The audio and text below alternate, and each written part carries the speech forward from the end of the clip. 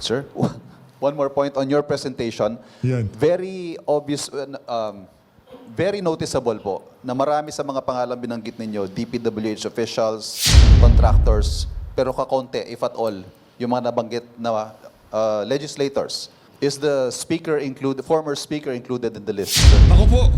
I don't think so because no. Mr. President, one more question, please. While we navigate this corruption scandal, the economy is taking a hit. Nako. The peso hit an all-time low yesterday. Third quarter GDP is at 4%. The stock market is at pandemic levels. What is the plan to recover investor confidence? At ano ho ang plano para sa economic recovery? Nako, wala ho tayong maraming pag-uusapan dito sa video na to. Magfo-focus ho tayo sa press con nitong si Mangag. Kesyo magre-report daw ho siya sa taong bayan kung ano na nga ba ang nagawa ng Estado pagkatapos ng kanyang pagbubulgar ng mga di umanong maanumalyang flood control project ng kanyang huling zona. Pero bago ho yan, isang like at isang subscribe. Masaya na ho tayo dyan. At sa mga gusto sumali sa ating community, yung join button nandyan lang ho sa baba. Ayun na nga mga kababayan, nagpatawa na naman ho itong si Marcos Jr. Marami ho tayong maririnig dito, nakabalbalan na manggagaling dito kay Bangag Kesyo kung anong mga dahilan, kung bakit hindi napasama sa listahan ng mga kakasunod nitong si Martin Romualdez, yung pagsadsad ng ating ekonomiya, kung kani-kanino na naman ho niya isinisi. Kumbaga yung tipong lahat ho sisisihin maliban sa isang tao na nagngangalang Ferdinand Marcos Jr. Bangag. Ito mga kababayan, pakinggan ho natin ang kanyang press con. Nako. Tinawag ko kayong lahat ngayong umaga Gaginaw niya? dahil may nagpaalala sa akin na 3 buwan na ang nakalipas mula nung aking zona. Hindi. Sabihin mo, hindi na kinakaya ng ICI yung mga pagtatanong bang tao. Yung binuo mong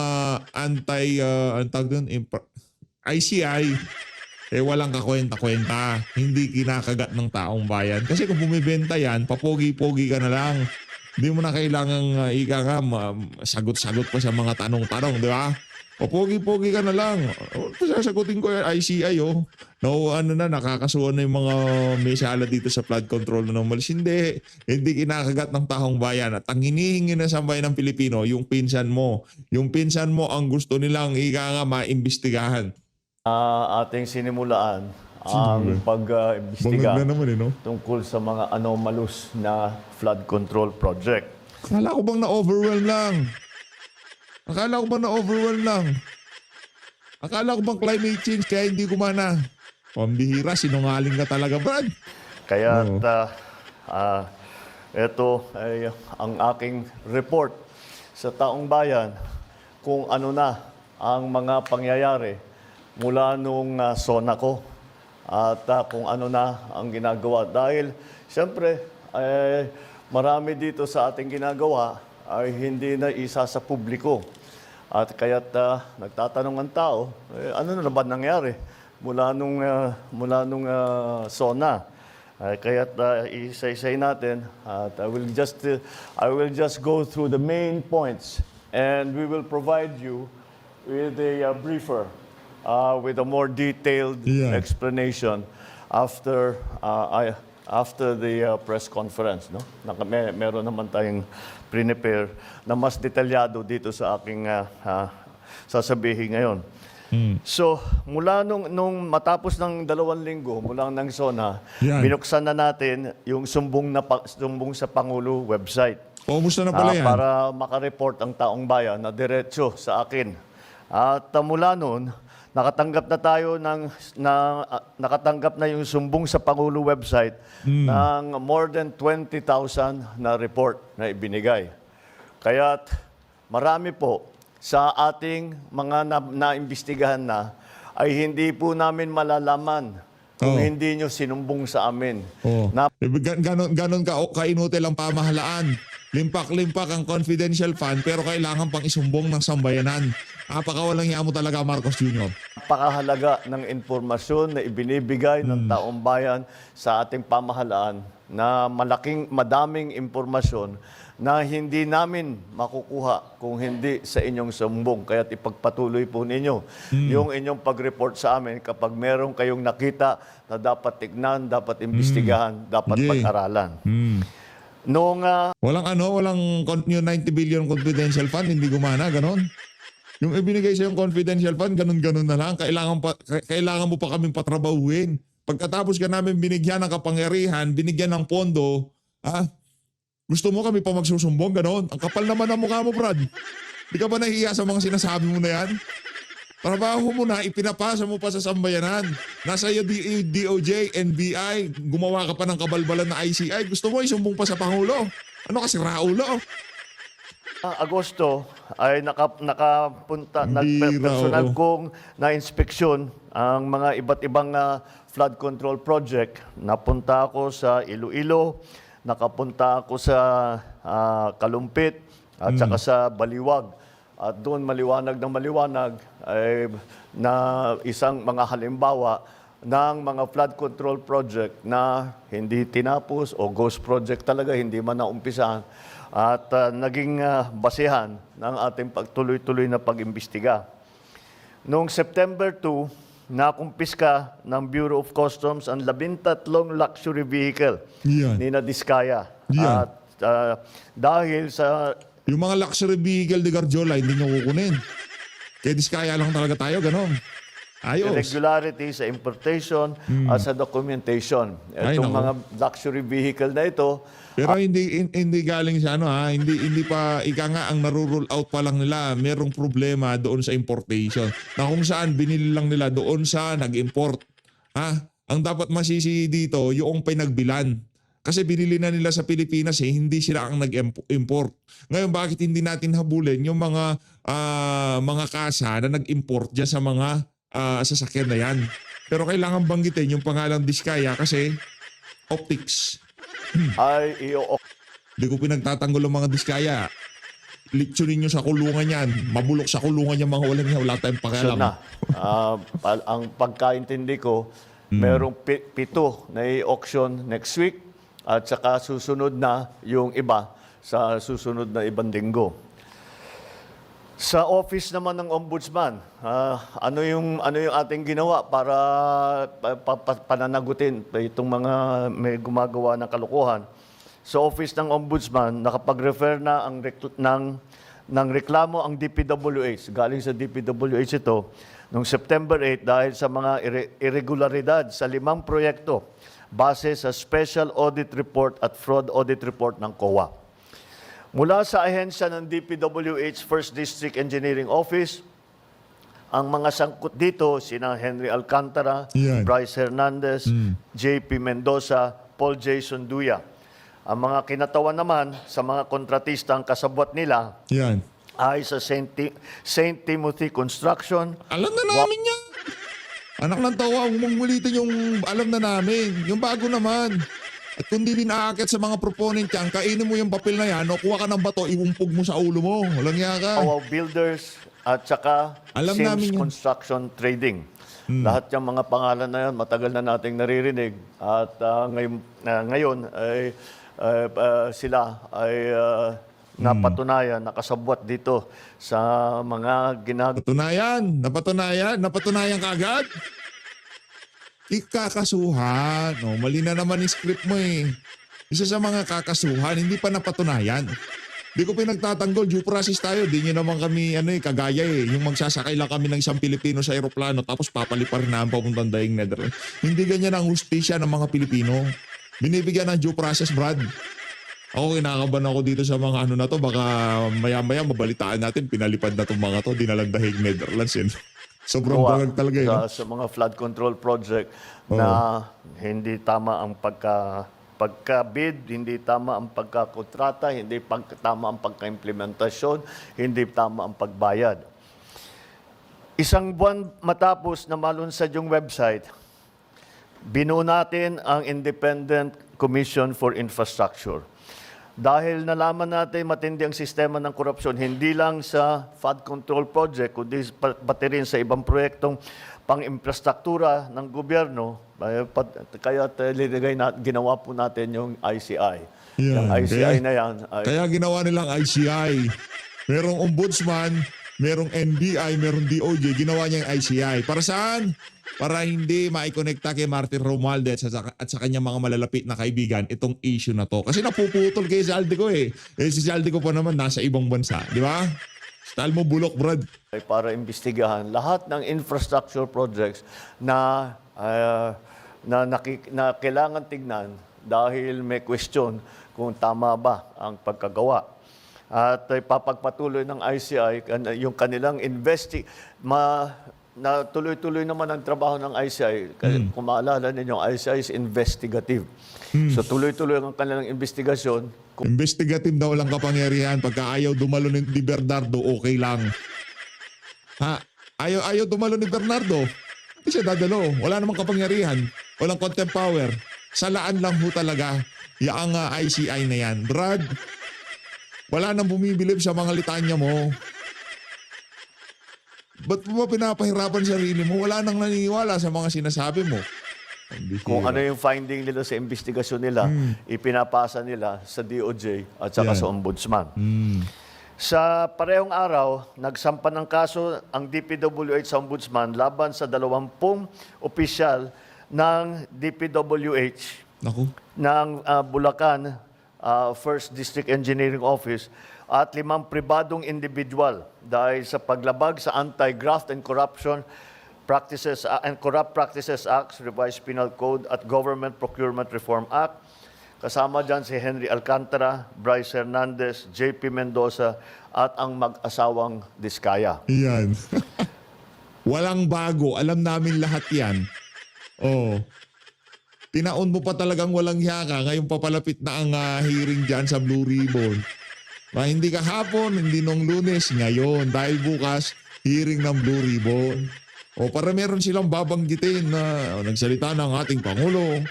Ito yung mga talagang tatrabahuhin, mga district engineer, mga contractor, pwera lang mga proponent. Mula naman noong September 15 hanggang November 5, ang Anti-Money May Laundering talaga Council, siguro, yung AMLAC, ano? ay nakakuha ng 7 freeze order mula sa Court of Appeals. Saklaw ng freeze order na ito ang kabuuang halaga ng 6.3 billion pesos. Nagsimula na ang Solgen na magbuo ng forfeiture case para itong 6.3 billion pesos ay mababawi ng pamahalaan at itong perang ninakaw ay maibabalik sa taong bayan.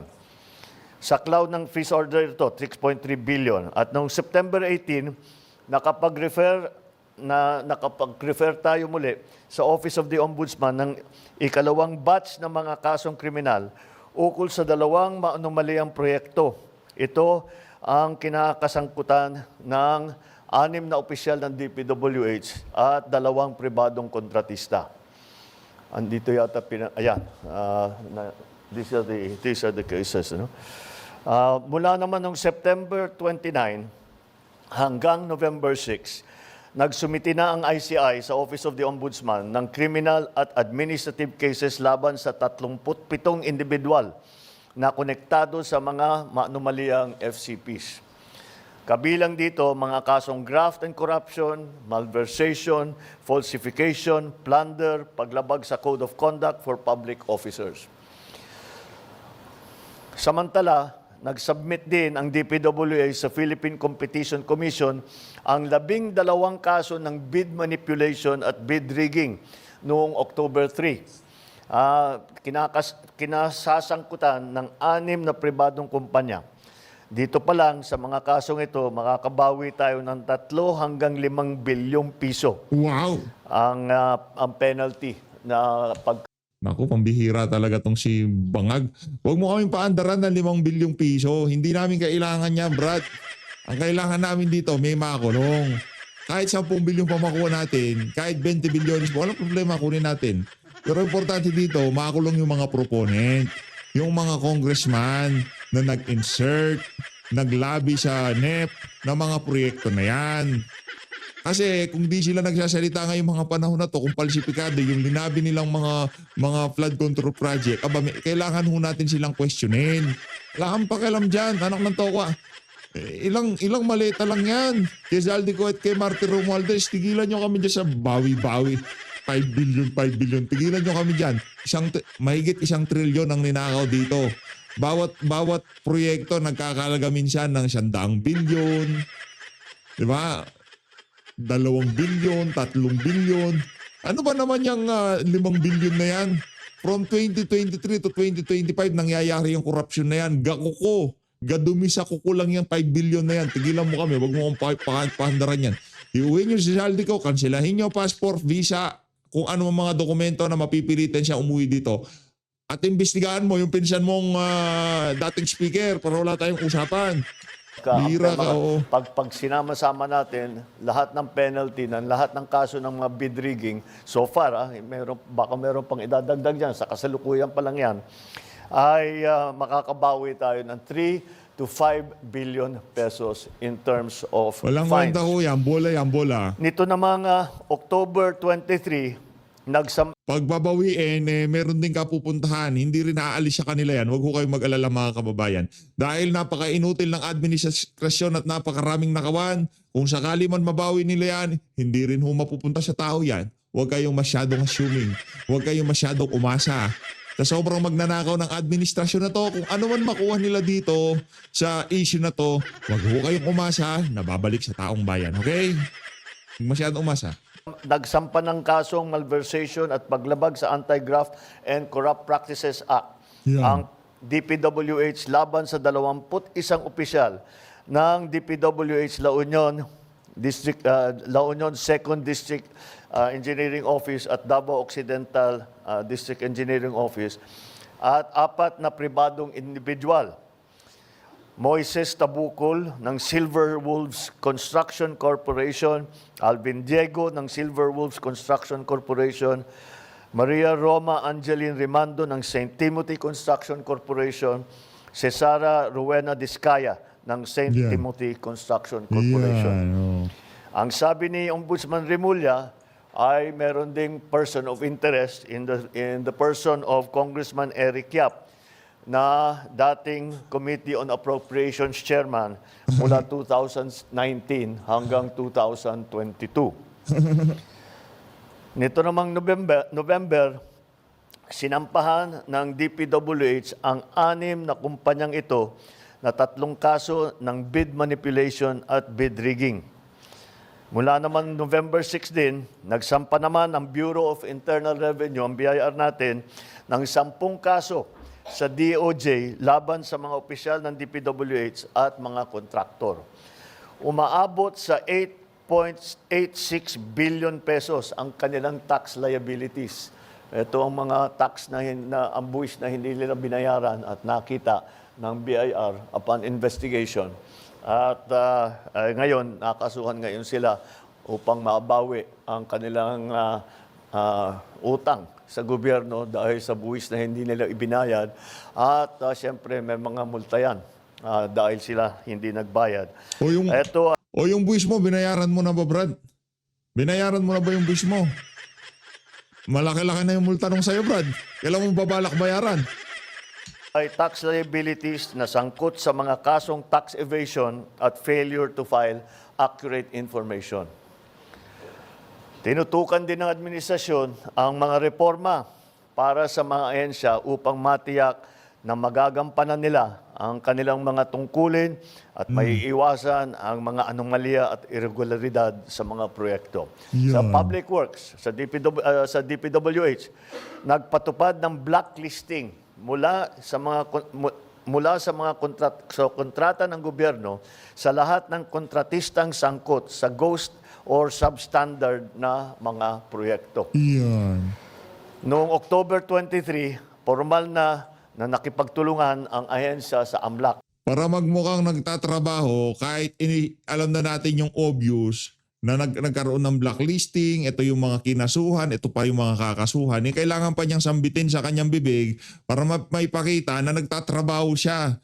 Ano yan, baka singilin mo pa sa amin yan kasi maaga ka nagising para magpa-presscon, di ba? Pambihira ka talaga bangag. Kung ako sa'yo, tinuloy mo lang pagpupulburon mo, wala namang kwenta mga sinasabi mo. Una sa lahat, gusto mo magsumbong sa inyo sa bayan ng Pilipino. Pambihira ka, ang dami mong pera. Nasa yung mga ahensya ng pamahalaan. Inaasa nyo pa sa taong bayan yung pagsusumbong dito sa problemang ginawa nyo. Una sa lahat, pinirmahan mo ang budget. Kung di mo pinirmahan, wala tayong kailangan isumbong ngayong mga panahon na to. Kung noong pag-upo mo pa lang, marami nang ginagawang kabalbalan ng pinsan mo, dapat pinatigil mo na sa kanya. Kaso gusto mo rin kasi yung pera na di umanong kinanakaw sa kaban ng sambayanan, ginagamit din para mapatalsik o masiraan ng mga Duterte. Pambigay doon sa mga boboto na ma-impeach si VP Sara dyan sa House of Representatives. Yan ang mga kumakalat na balita ngayong mga panahon na to.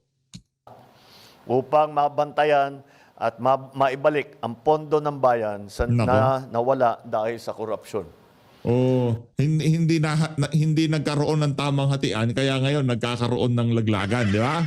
Naglabas Pambihira. ito ng special issuance of the construction materials price data noong October 23. Yan. Layo nitong pababain ang mga presyo ng mga materyales para sa construction ng mga proyekto ng pamahalaan. Aabot sa 50% ang maibabawas sa presyo upang maiwasan ang overpricing. Yun. Dahil talagang titignan natin, market price na. Yan. Ang pwedeng Market price hindi pwedeng ibahin o baguhin o masyadong malayo sa market price ang mga materyales na ginagamit dito sa mga flood control project at sa mga lahat ng infrastructure project. Yan.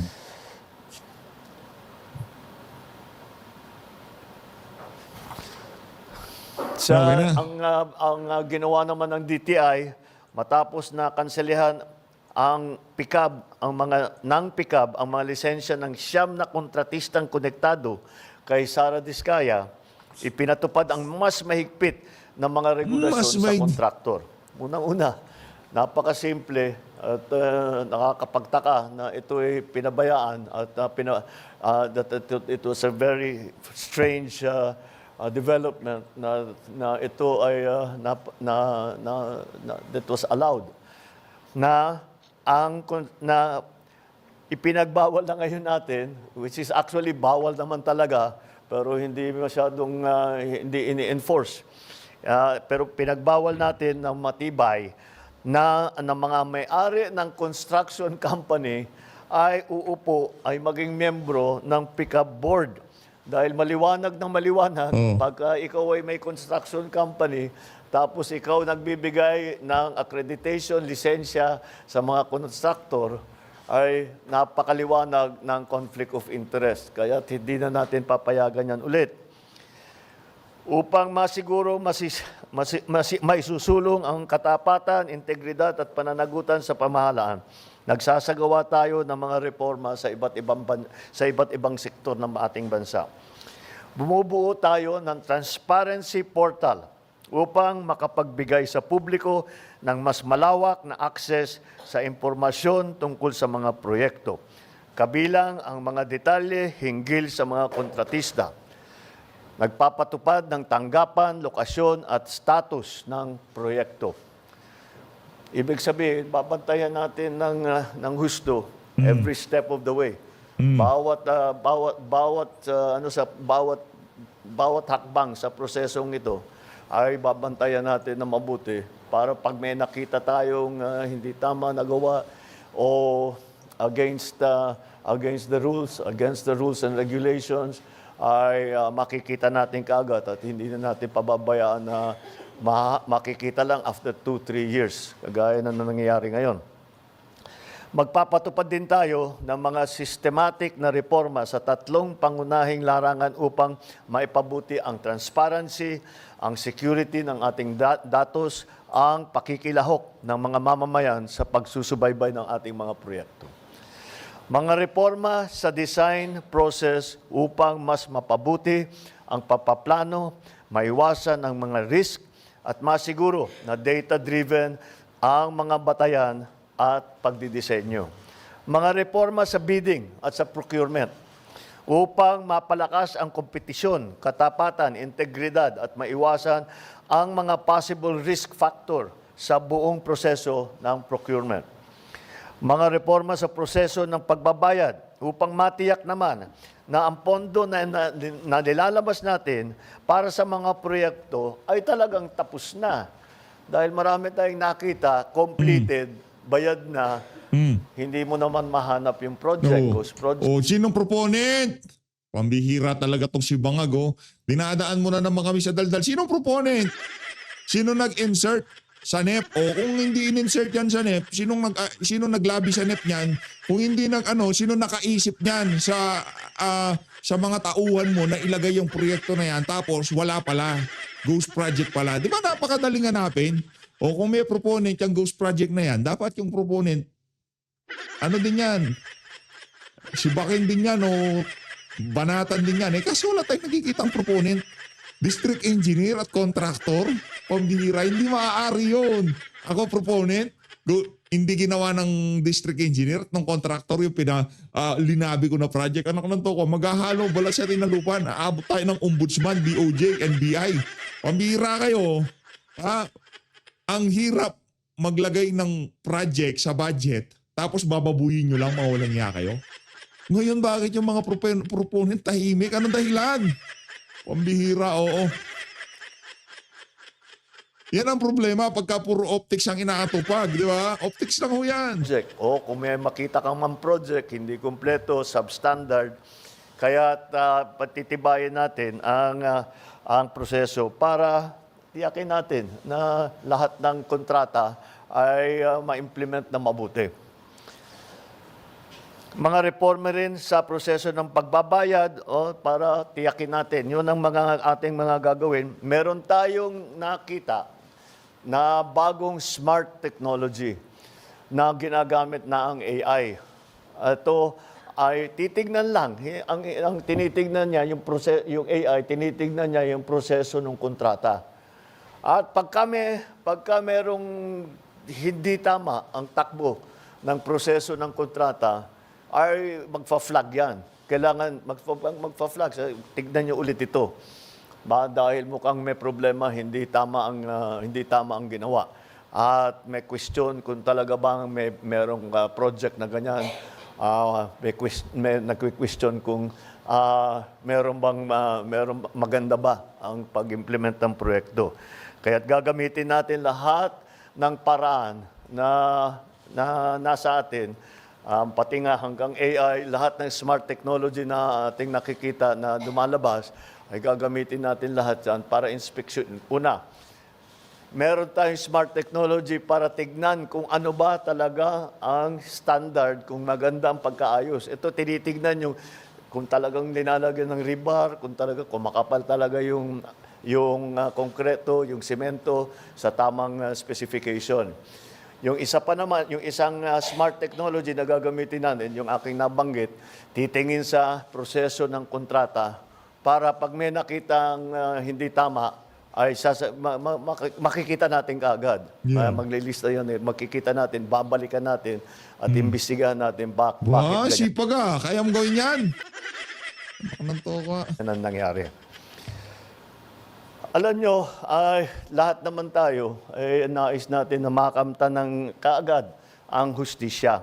Ngunit kung may aral tayong natutunan sa nakaraan, ito ay ang mas mabuti na maging mabusisi tayo at tumagal ng kaunti kaysa magmadali. Ayaw namin, Brad. Ayaw namin tumagal ng konti.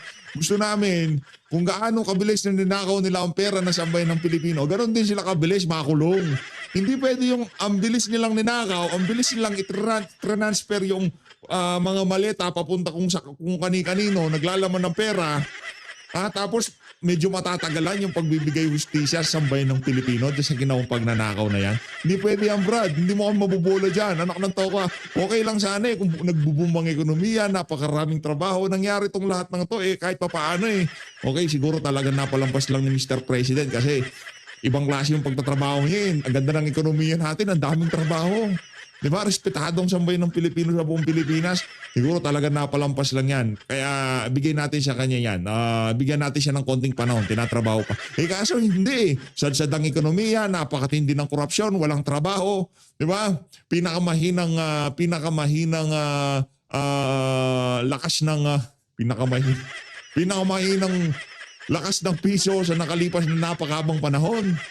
Di ba? Nandito na lahat eh. Di ba? Hindi mo pwedeng isisi sa bagyo, Brad. Bago pa dumating ang bagyo, nagpi-59 na ang piso, di ba? Ang dolyar, di ba? Laban sa piso. Sumasadsad na ekonomiya. Marami nang naaalarma sa yung mga mamumuhunan. Ayaw nang pumasok sa ating bansa. Huwag mong isisi sa bagyo. Huwag mong isisi sa wala. Mamaya natin napanood kasi natin yung yung soundbite purposes. Sige na. At magkamali. Alam mo nyo, kinakatakutan namin na yung mga alam natin na talagang kasabwat dito sa kawalanghiyang ito Kawalang yan. ay makakalusot sa kaso dahil because of a legal technicality. Ikaw, absuelto ka. Kung ikaw makakalusot ka, naglolokohan lang tayo dito. Ikaw ang pumirma ng budget, Brad. Ikaw ang pumirma ng NEP, 10 ng iyong mga economic team o finance team. Kailangan imbestigahan kayong lahat. Hindi lang yung mga contractor at di ba, mga district engineer, Brad. Pinirmahan mo yung budget. Dahil sa kagustuhan mong mapondohan ng inyong kampanya nung nagdaang 2025 midterm election. Dahil nagkamali tayo sa pagbuo ng ebidensya, dahil hindi maganda ang ating pagpresenta ng kaso, o nakalimutan natin pumirma sa isang dokumento, yung mga maliliit na bagay na ganyan, nalalaglag ang kaso dahil dyan. Kayo, mga reporter, alam na nyo, nangyayari talaga yan. Kaya tinitiyak namin na pagka kami ay sumampa ng kaso, yung kasong yan ay hanggang sa dulo ay matibay ang kaso at kung sino man ang mga guilty ay sila naman talaga ay mananagot at kung kailangan at kung huhusgahan sila ng korte ay makukulong sila. Kawawang Pilipino. Sa bawat segundo na ating ibinibigay sa investigasyon, tinitiyak natin na ang bawat kasong isasampa laban sa mga abusado ay may sapat na ebidensya at hindi hahantong sa pagbabasura ng kaso. Yun ang pinakamasamang resulta.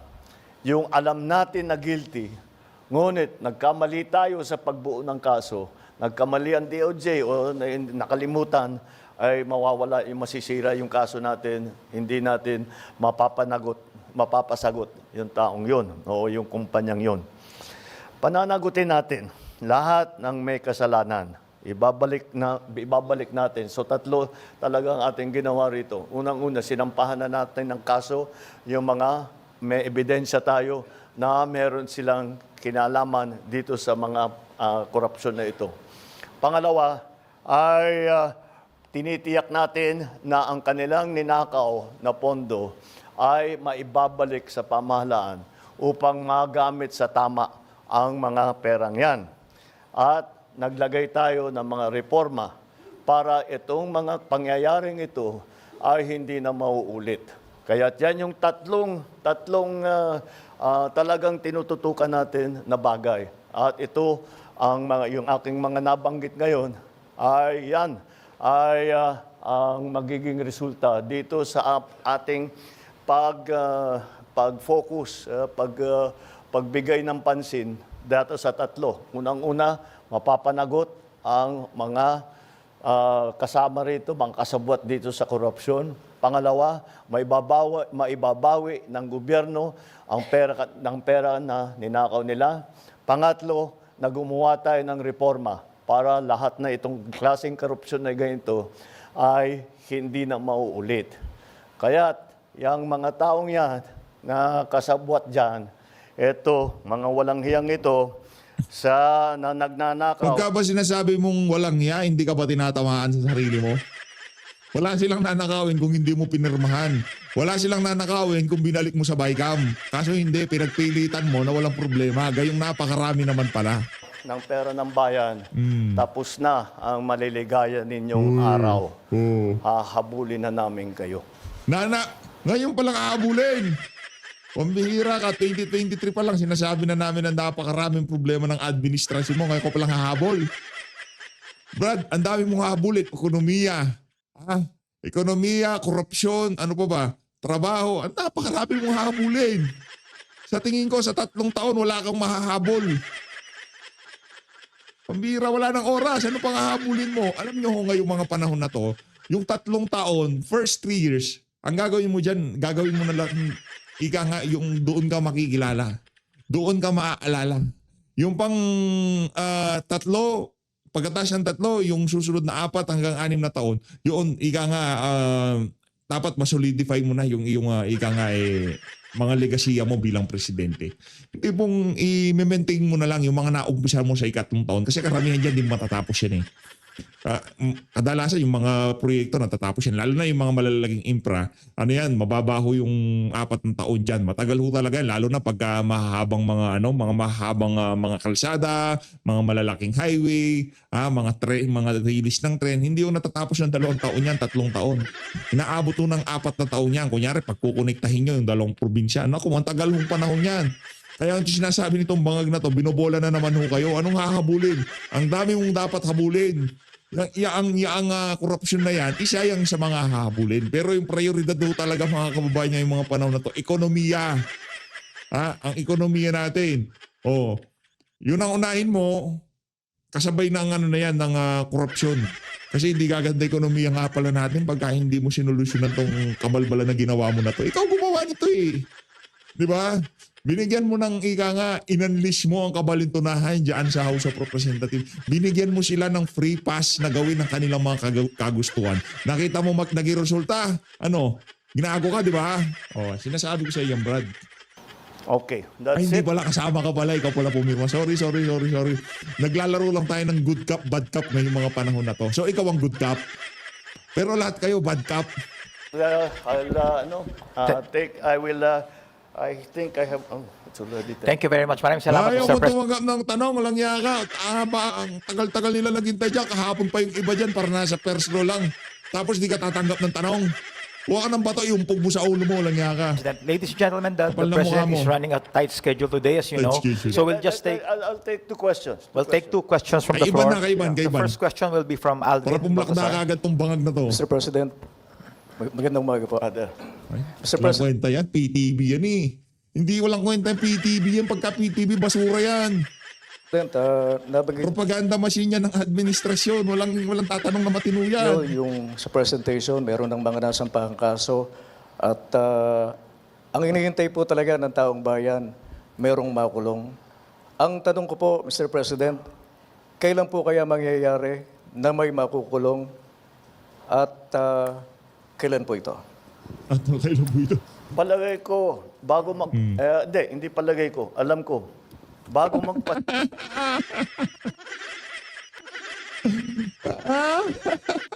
Anong palagay ko? Siguraduhin mo, Brad. Marami nanonood dito at kung sakaling may makulong, sumama ka, Brad. Para talagang solidong-solido ang datingan sa ating mga kababayan. Kasi yung mastermind ang gusto namin eh. Hindi mangyayari ang lahat ng to kung hindi mo pinahintulutan, Brad. Pasko, marami dito sa napangalanan dito ay palagay ko nasa matatapos na yung kaso nila, buo na yung kaso.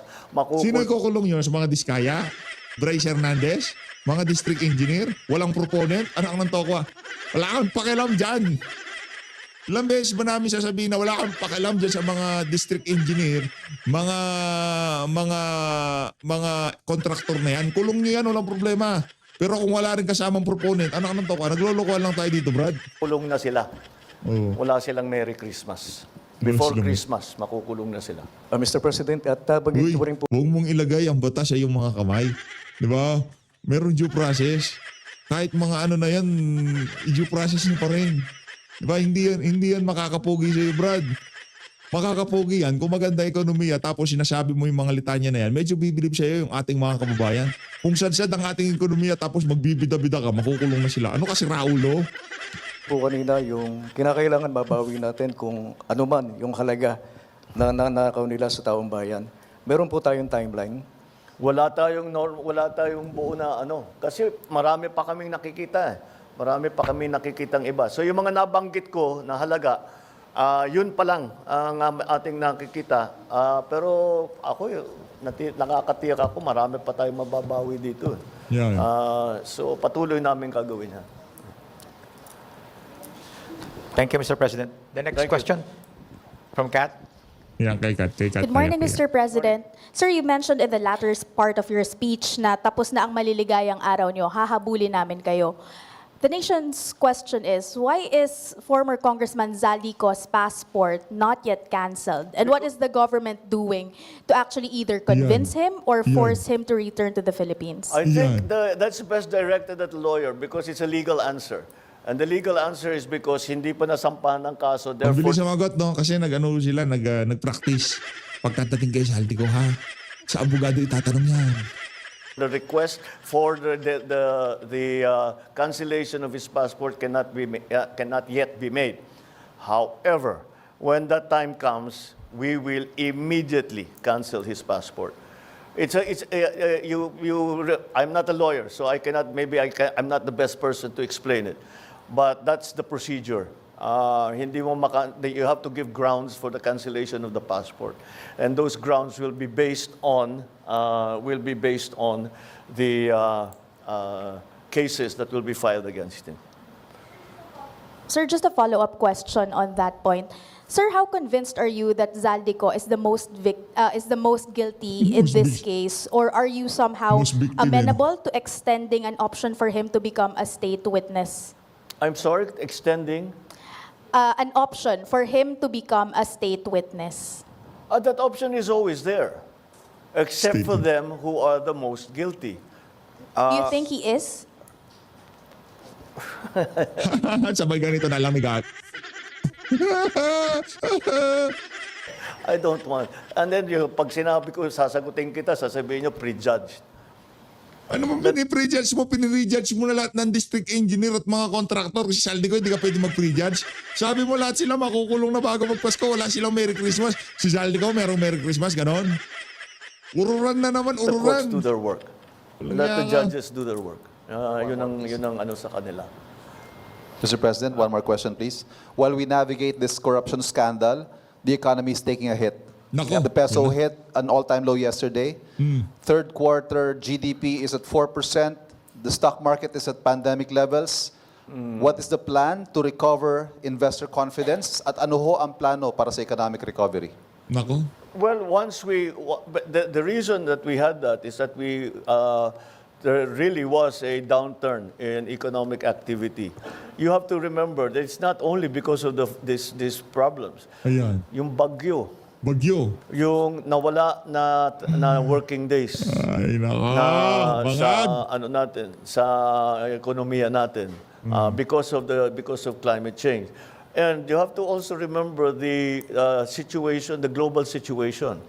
We are not the only ones suffering the shocks that come from the new trade structure that has been imposed on the rest of the world. Yeah. And so we are all Uy, ba't adjusting. yung bumansa? Hindi naman ganito ekonomiya nila. Naknanto ko, hindi parang pandemic. Walang pandemic yung ekonomiya ng ibang bansa. Merong mga bagong mga trade rules na sinasabi nito si Bangag. Ba't pa iba't mga karating bansa natin? Namamanage naman nila, namamando nila kahit mga merong bagong trade rules. Naiintindihan natin na talagang totoo naman sinasabi ni Bangag. Pero yung pagsadsad ng ekonomiya, sa Pilipinas yun lang kung makikita. Only in the Philippines. Adjusting to that. Kaya yung mga growth rate na lahat ng grupo all around the world is falling.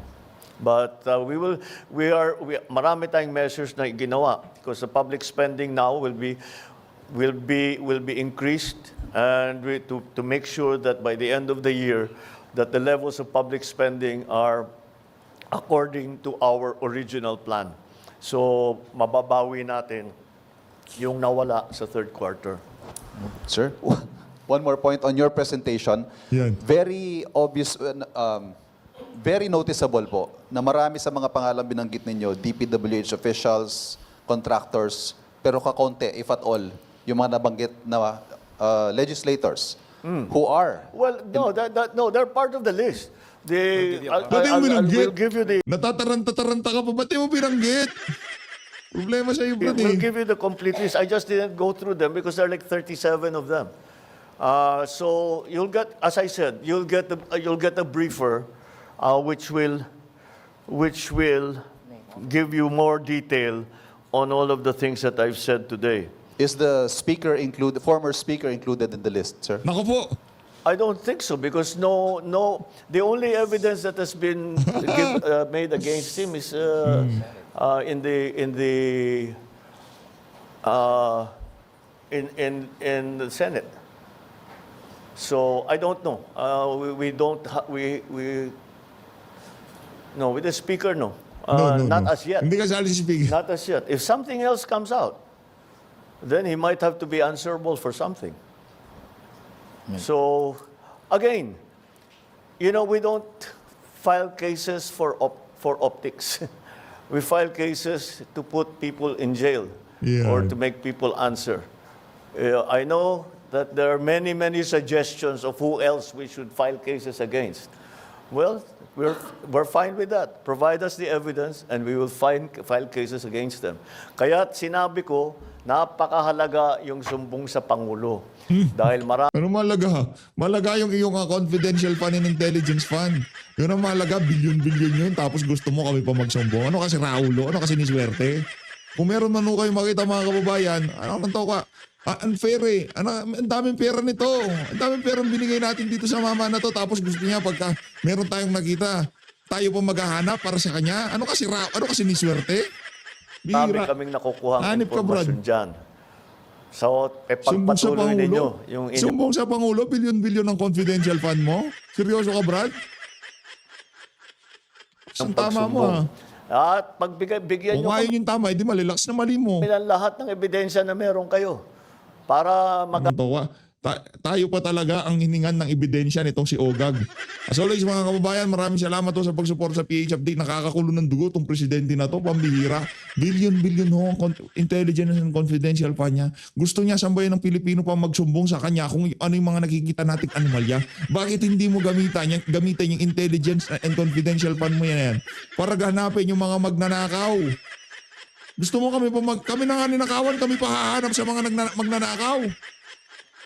Pambira talaga tong mama na to. Maraming salamat to mga kababayan. Di ko rin talaga masikmura to mga pinagsasabi nitong bangag na to.